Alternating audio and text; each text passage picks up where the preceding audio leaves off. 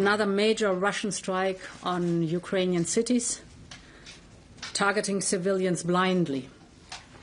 We also wake up to the news of drones violating European airspace over the Baltics and along our eastern borders.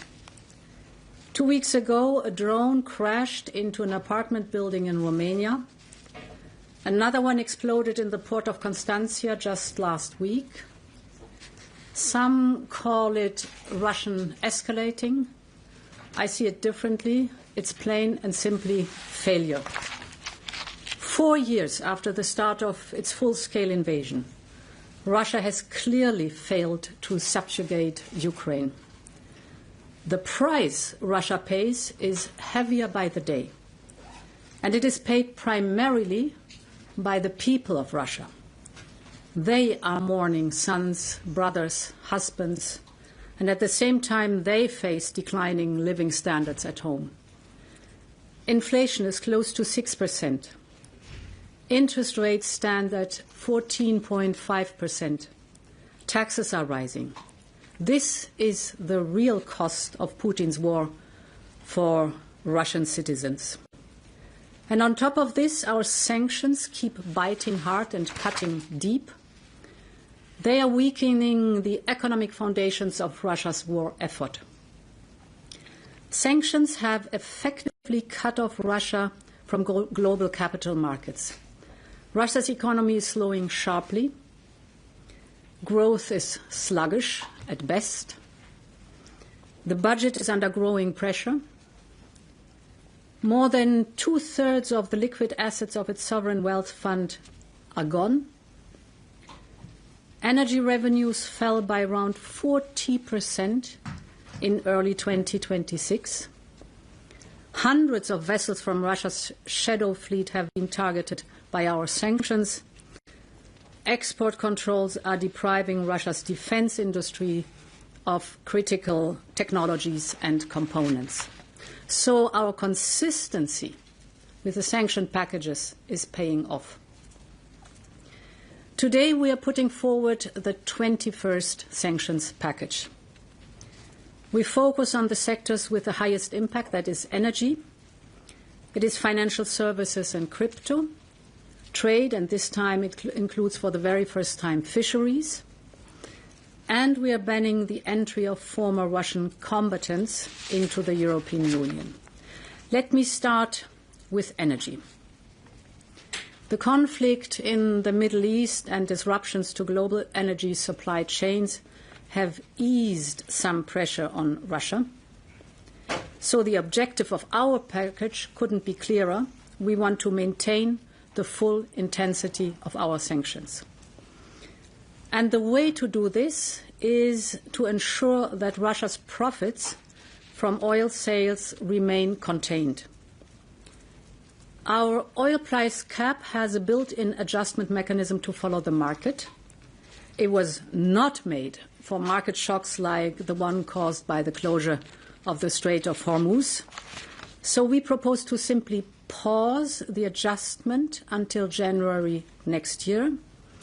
This will give oil markets time to stabilize while preserving pressure on Russia's revenues. At the same time, we will continue targeting the shadow fleet.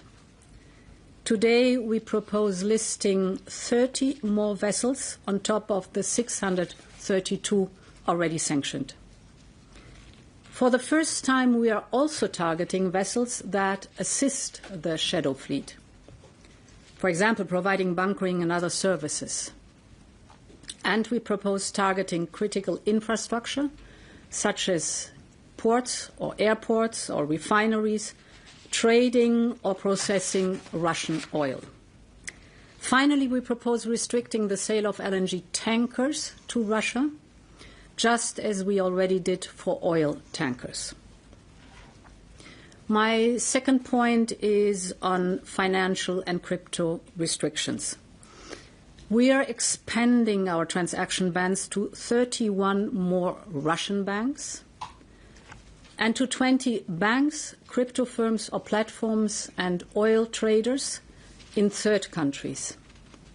ones that have been servicing sanctioned Russian entities and individuals or circumventing our measures. For the first time, we will introduce the possibility of a full third country ban for crypto asset services.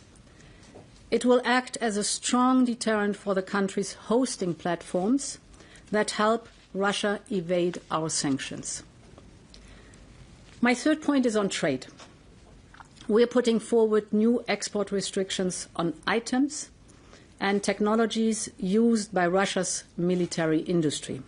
For example, we're targeting more metals and alloys used in the aerospace and defense sectors. For drones, we propose new export bans on ground support equipment and jamming and launch systems, among other items.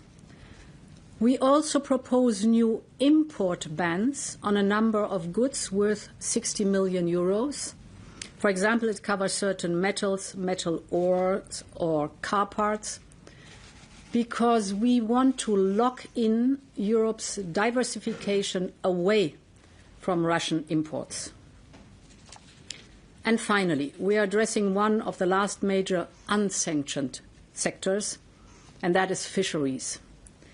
We propose substantial restrictions on imports on some fish products and a complete ban on others, including cod. And we'll be aligning trade restrictions for Belarus so it cannot serve as a backdoor for Russian trade. I also want to mention one key point of this new aspect. We propose for the first time to ban from entry into the European Union anyone who has served in the Russian armed forces since the beginning of the war. So, Europe stays off-limit for anyone who has participated in the invasion of Ukraine, as simple as that. And finally, at the same time, we provide relentless support to our brave neighbour, partner and future member of the European Union, Ukraine. Yesterday, we delivered almost 3 billion euros from the Ukraine facility. And still this month, we will issue the first disbursement under our 90 billion loan to Ukraine. So by the end of the month, we will provide Ukraine with 6 billion euros for drones and more than 3 billion euros worth of macro-financial assistance. And of course, more disbursement will follow soon. And to conclude, one thing I admire the most about our Ukrainian friends is their unbreakable determination to belong to our European Union. That's impressive. They are delivering reform after reform, while their cities are under attack, while the sky above them is filled with smoke, while air raid sirens across the country. Despite all this, they are making extraordinary progress on their reforms. And clearly Ukraine has delivered, so it's high time for us also now to deliver. And we now have the historic opportunity to do so. In the next days, we will open the first cluster with Ukraine and Moldova. And this basically opens the door to the next phase of the accession process, the formal start of negotiations. And I do not need to tell you that the Commission stands fully ready to support Ukraine on its path to our European Union, where they belong. Thank you very much for your attention.